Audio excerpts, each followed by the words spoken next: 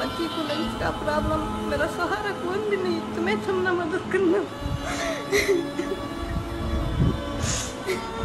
उसे ऑपरेशन करने के लिए हमें क्या भी कर नहीं सकते।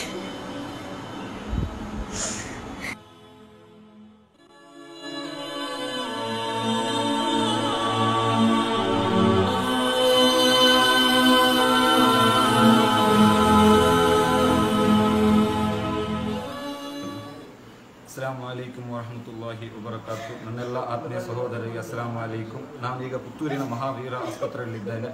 ಇಲ್ಲಿ ಒಬ್ಬರು 22 ವಯಸ್ಸು ಪ್ರಾಯದ ಒಬ್ಬಳು ಸುಹಾನಾ ಎಂಬ ಹೆಣ್ಣು ಮಗಳು ಸಂಪೂರ್ಣ ಲೆನ್ಸಿನೊಳಗೆ ಸಂಪೂರ್ಣ ತೂತಾಗಿ ಸಂಪೂರ್ಣ ಡ್ಯಾಮೇಜ್ ಆಗಿದೆ. ಲೆನ್ಸ್ ಶ್ವಾಸಕೋಶ ಯಾವುದೇ ಕೆಲಸಗಳನ್ನು ಮಾಡ್ತಾ ಇಲ್ಲ. ಒಂದು ವಾರದ ಒಳಗೆ ಚೆನ್ನೈನ MGM ಹಾಸ್ಪಿಟಲ್ ಅಥವಾ ಬ್ಯಾಂಗ್ಳೂರಿನ ಮಣಿಪಾಲ ಆಸ್ಪತ್ರೆಗೆ ನೀವು ಹಸ್ತಾಂತರಿಸಿದರೆ ಅವಳ ಜೀವಕ್ಕೆ ಅಪಾಯ ಇದೆ ಎಂದು ಈಗಾಗಲೇ ಡಾಕ್ಟರ್ ಹೇಳಿದ್ದಾರೆ. ಮಂಗಳೂರಿನ 2-3 ಆಸ್ಪತ್ರೆಗಳಿಗೆ ಹೋಗಿ ಅಲ್ಲಿ ಆಯುಷ್ಮಾನಲ್ಲಿ ಟ್ರೀಟ್ಮೆಂಟ್ ಮಾಡಿ ಆಗಿದೆ, ಎಲ್ಲೂ ಫಲ ಸಿಗದೆ ಇಲ್ಲಿ ಬಂದಿದ್ದಾರೆ ಮಹಾವೀರ ಆಸ್ಪತ್ರೆಯಲ್ಲಿ ತಾತ್ಕಾಲಿಕವಾಗಿರೋಳು.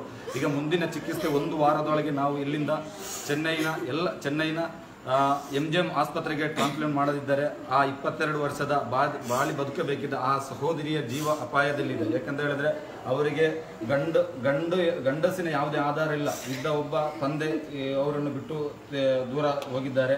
ಅದೇ ರೀತಿ ಅವರ ಅಣ್ಣ ಒಬ್ಬ ಇದ್ದ, ಅವರಿಗೆ ಇವರ ಚಿಕಿತ್ಸೆ ವೆಚ್ಚವನ್ನು ಭರಿಸಲಾಗದೆ ಅವನು ಸಹ ತನ್ನ ಹೆಂಡತಿ ಮಕ್ಕಳೊಂದಿಗೆ ದೂರ ಸರಿದಿದ್ದಾನೆ.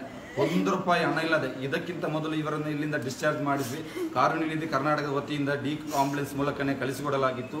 ಈಗ ಮತ್ತೆ ವಾಪಸ್ ಬಂದಾಗ ಡಾಕ್ಟರ್ ಹೇಳುವಂಥ ಮಾತು, ಇಲ್ಲಿ ನನ್ನಿಂದ ಸಾಧ್ಯವಿಲ್ಲ, ನೀವು ಕರ್ಕೊಂಡು ಹೋಗಬೇಕು. ಈಗಾಗಲೇ ಆಲ್ರೆಡಿ ನಾವು MGM ಚೆನ್ನೈ ಡಾಕ್ಟರ್ಗಳ ಹತ್ರ ಮಾತಾಡಿದ್ದೀವಿ. 1 ವಾರದೊಳಗೆ ಈಕೆಯನ್ನು ಇಲ್ಲಿಂದ ಬ್ಯಾಂಗ್ಳೂರಿನ ಆಸ್ಪತ್ರೆಗೆ ಕರ್ಕೊಂಡು ಹೋಗ್ಲಿಕ್ಕೆ ಇಲ್ಲ. ಯಾಕಂತ ಹೇಳಿದ್ರೆ ಇರಲು ಸ್ವಂತ ಮನೆ ಇಲ್ಲದೆ ಬಾಡಿಗೆಯಲ್ಲಿ ನಿಂತಿರುವಂತಹ ಒಂದು ಈ ಕುಟುಂಬ. ಯಾಕೆಂದ್ರೆ ಈಗ ಇಲ್ಲಿಂದ ಸಕಲೇಶ್ಪುರಕ್ಕೆ ಹೋಗಿ ಇವರಿಗೆ ಆ ವಾತಾವರಣದಲ್ಲಿ ಬದುಕೊಳ್ಳಲು ಸಾಧ್ಯವಿಲ್ಲ. ಸಂಪೂರ್ಣವಾಗಿ ದಕ್ಷಿಣ ಕನ್ನಡ ಜಿಲ್ಲೆಯಲ್ಲಿಯೇ ಇವರಿಗೆ ಮುಂದಿನ ಎಲ್ಲ ಮನೆ ಎಲ್ಲವೂ ಇಲ್ಲೇ ದಕ್ಷಿಣ ಕನ್ನಡದಲ್ಲಿ ನಾವೇ ಆಗಬೇಕು. ಇವರಿಗೆ ಎಲ್ಲ ದಕ್ಷಿಣ ಕನ್ನಡ ವೆದರಿಗೆ ಮಾತ್ರ ಇವರು ಸೆಟ್ ಆಗುತ್ತಾರೆ. ಅದುವರೆಗೂ ಅವರ ಚಿಕಿತ್ಸೆಯ ವೆಚ್ಚ ಡಾಕ್ಟರ್ ಹೇಳಿದ ಪ್ರಕಾರ 32 ಲಕ್ಷ ರೂಪಾಯಿ. 32 ಲಕ್ಷ ರೂಪಾಯಿ ಕೇವಲ ಶಸ್ತ್ರಚಿಕಿತ್ಸೆಗೆ, ಅದು ಶ್ವಾಸಕೋಶ ಟ್ರಾನ್ಸ್ಪ್ಲಾಂಟ್ ಶ್ವಾಸಕೋಶ ಬದಲಾಯಿಸಲು ಸಲುವಾಗಿ. ಅದಕ್ಕೆ ಎಮರ್ಜೆನ್ಸಿಯಾಗಿ ಶ್ವಾಸಕೋಶ ಚೆನ್ನೈ ಆಸ್ಪತ್ರೆಯಲ್ಲಿ ಇವರಿಗೆ ಬೇಕಾಗಿ ರೆಡಿ ಇದೆ. ಎಮರ್ಜೆನ್ಸಿಯಾಗಿ ಅಲ್ಲಿಗೆ ನಾವೀಗ ಶಿಫ್ಟ್ ಮಾಡಬೇಕಿದೆ. ದಯವಿಟ್ಟು ನನ್ನೆಲ್ಲ ಆತ್ಮೀಯ ಸಹೋದರರ ಹತ್ರ ನಾನು ಕೇಳ್ತಿರೋ ವಿಚಾರ ಅಂದರೆ ಕಾರುಣ್ಯ ಕರ್ನಾಟಕ ನಿಮ್ಮ ಬಳಿ ಕೇಳ್ತಾ ಇದೆ, ನಿಮ್ಮ ಕೈಯಲ್ಲಾದ ಒಂದು ಸಣ್ಣ ಸಹಾಯ ಈ ಕುಟುಂಬಕ್ಕೆ. ಕರ್ನಾಟಕದ ಜನತೆ, ನಮ್ಮ ಕನ್ನಡಿಗರು ಜಾತಿ ಧರ್ಮ ಮತ ಎಲ್ಲವನ್ನು ಮರೆತು ಈ ಸುಹಾನಾ ಎಂಬ ಈ 22 ವರ್ಷದ ಈ ಸಣ್ಣ ಒಂದು ಬದುಕಬೇಕಿದ್ದ ಯುವತಿಯ ಜೀವದಾನವನ್ನು ನೀವು ಮಾಡಬೇಕು. ನೀವು ನೀಡುವ ಸಣ್ಣ 1 ರೂಪಾಯಿ ಆದರೂ 100 ರೂಪಾಯಿ ಆದರೂ ಆ ಮೊತ್ತದಿಂದಲೇ ಹೆಣ್ಣು ಮಗು ಮುಂದಿನ ಚಿಕಿತ್ಸೆಗೆ ಬೇಕಾಗಿದೆ. ಯಾಕಂತ ಹೇಳಿದ್ರೆ 3 ರೂಪಾಯಿ ಇಂಜೆಕ್ಷನ್ ಕೊಳ್ಳಲು ಹಣವಿಲ್ಲದ ಈ ಕುಟುಂಬ ಹೇಗೆ 33 ಲಕ್ಷ ರೂಪಾಯಿ ಖರ್ಚು ಮಾಡುತ್ತೆ ಎಂಬುದನ್ನು ನೀವು ಚಿಂತಿಸಿ. ದಯವಿಟ್ಟು ನನ್ನ ಆತ್ಮೀಯ ಸಹೋದರರೇ, ನೀವು ಕೆಳಗೆ ಕೊಟ್ಟಿರುವಂತಹ ಅಕೌಂಟ್ ನಂಬರಿಗೆ ನಿಮ್ಮ ಕೈಯಲ್ಲಾದ ಒಂದು ಸಣ್ಣ ಮೊತ್ತವನ್ನು ನೀವು ನೀಡಿ ಸಹಕರಿಸಬೇಕು.